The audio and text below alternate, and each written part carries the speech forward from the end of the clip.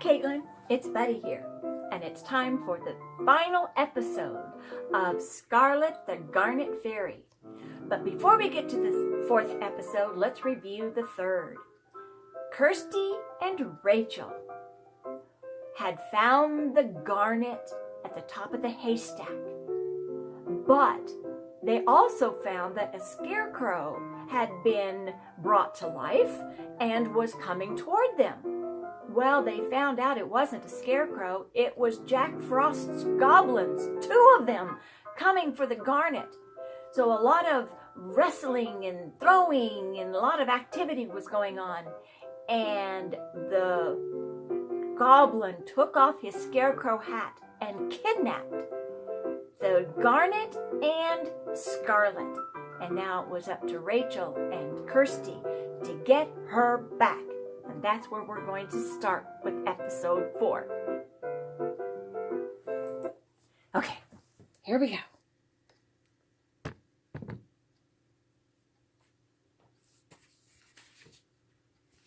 Episode 4. Last episode of the book. Dogs to the rescue. As Rachel and Kirsty took off after the goblins, they looked around for anything that could help them rescue Scarlett. Then Kirsty's gaze fell on Cloud and Buttons. She remembered that in the past, the goblins had been scared of dogs. "Wait," she called to Rachel, thinking fast. "Maybe Buttons and Cloud can help us." It seemed like the dogs had already had the same idea. They were both pulling on their leashes and barking at the goblins. "Come on, boy," Rachel said, letting Buttons off his leash. "Let's go goblin catching." "You too, Cloud," Kirsty said, unclipping his leash. "Go, dogs, go!"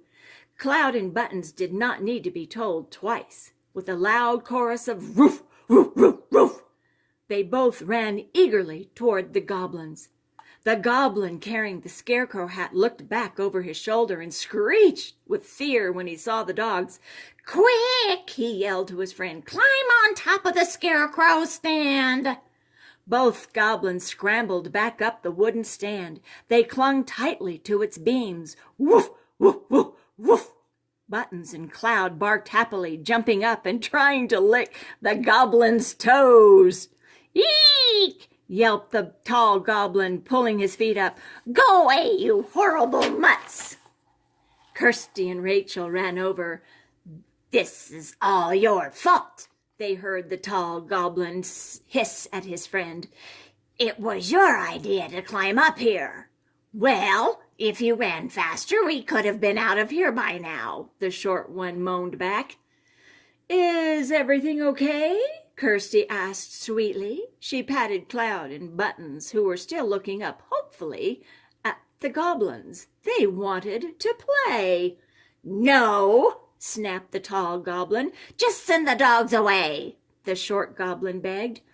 "I don't think so," Rachel replied cheerfully. "Unless—" "What? What?" the goblins cried together. "Unless you set Scarlett free," Kirsty finished. The short goblin looked thoughtful and scratched his leathery green head. "All right," he said at last. "The fairy can go, but the garnet is staying right here in my hat." "Okay," the girls agreed. Rachel grabbed both dogs by their collars and held them back. "Now, let Scarlett go," she said. The goblin carefully opened the hat, just wide enough for Scarlett to flutter out. She zoomed through the gap and flew over to land on Kirsty's shoulder. "Oh, thank you," she said as Kirsty handed her wand back. "That hat smelled awful." "Well, you're still not getting your hands on our jewel," the goblin said, reaching into the hat to pat the garnet. "You might as well—" "Hey!" he suddenly yelped in surprise. "What's happening?" Kirsty, Rachel, and Scarlett stared at the goblin, and then all 3 of them began to laugh. "It's the garnet!" Scarlett laughed. "It's making him shrink!" Sure enough, The short goblin was growing even shorter before their eyes. "Help! Make it stop!" he squeaked in a tiny voice. His friend was chuckling loudly, but not for long. Now that there was one big goblin and one tiny goblin on the scarecrow stand, the whole thing was off balance. "Whoa!" the big goblin cried as he began to fall. "Help!" Goblins on the run. Splat! The girls backed out of the way just as the large goblin landed on the ground. "Oof!" he panted. "Stupid Garnet!" "Woof! Woof!" barked the dogs, running over and licking the goblin playfully. "Woof! Woof! Woof!" Rachel and Kirsty couldn't help smiling as the goblin rolled around helpless with laughter. "It tickles!" he roared. "Oh, it tickles!" Then Kirsty remembered the garnet. She rushed over to the scarecrow pole where the tiny goblin was still hanging on. Kirsty plucked the hat easily from his arms. "Hooray!" cheered Scarlett when she saw the magic garnet gleaming in Kirsty's hand. "Great job, Kirsty!" "We did it!" Rachel cried. "We found another jewel!" The girls and Scarlett headed back toward the farmhouse. They called the dogs to follow them once they were a safe distance from the goblins. Then Scarlett carefully touched her wand to the magic garnet and waved it in the air. A stream of glittering red fairy dust flooded out across the fields. A smile lit up Scarlett's face. "That's more like it," she said. "Baa! Baa!" The sheep were suddenly back to their normal size.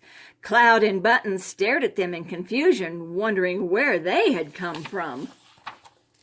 Cloud sniffed at the stray red sparkle and jumped as it fizzed into the air under his nose.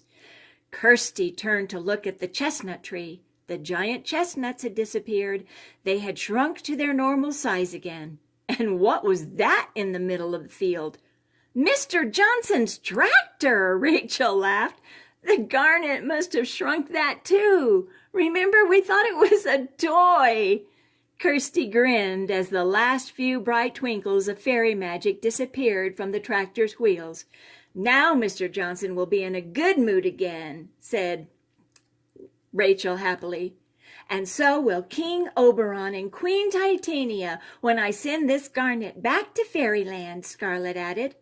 The tiny goblin had been turned back to his regular size too. The girls and Scarlett watched as he jumped down from the wooden stand and stomped away with his goblin friend. Although the girls couldn't hear what they were saying, it was clear that they were arguing again. Scarlett chuckled. "And that's the last we'll see of them," she said, sounding satisfied. She touched her wand to the garnet once more, and it vanished in a fountain of glittering red fairy dust. "Now the garnet is safely back in Fairyland," Rachel said with a sigh of relief. The air where the garnet had been shimmered for a second, then returned to normal. "And I should be going back too," Scarlett added, hugging the girls goodbye. "Thank you all for your help, Kirsty and Rachel, and good luck finding the other magic jewels." The girls waved as the tiny fairy zoomed away to Fairyland. "Phew!" Rachel said as they headed back to the farmhouse. "That was close. For a minute I thought the goblins were going to get away with the garnet and Scarlett." Kirsty ruffled Cloud's shaggy coat. "Well, thanks to these two dogs, both Scarlett and the garnet are safe and sound," she declared with a smile. Well, Rachel grinned at Kirsty. "Come on," she said, breaking into a run. "We'll have more fairy adventures soon, but for now, I'm starving. I wonder if Mrs. Johnson has any more of those plums left." "I hope so," Kirsty said, running after her friend. "Race you there." The end.